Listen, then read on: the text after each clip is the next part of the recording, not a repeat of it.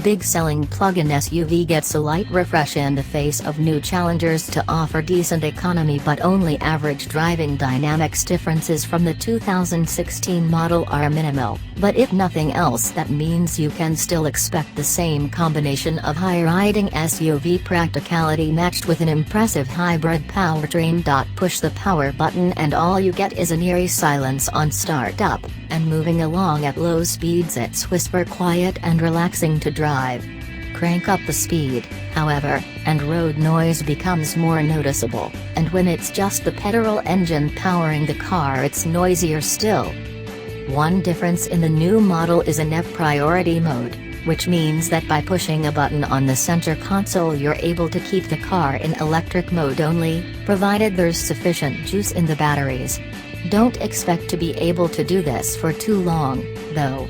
While Mitsubishi claims the Outlander PHEV is able to cover 33 miles on electricity alone, our range indicator was claiming it had around 20 miles left when it was nearly full on our cold test route. Likewise, the fanciful official combined economy figure is far more likely to be less than half the claimed 166 miles per gallon in the real world.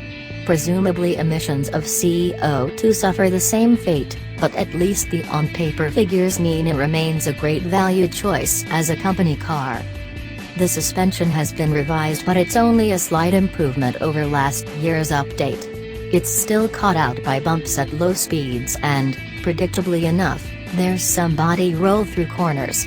It doesn't feel as agile as rival SUVs such as the Nissan X-Trail or Skoda Kodiaq, but the Outlander's steering is well weighted and quick. It's relatively easy to sort yourself a good driving position, but steering wheel height and reach don't have a great deal of adjustment.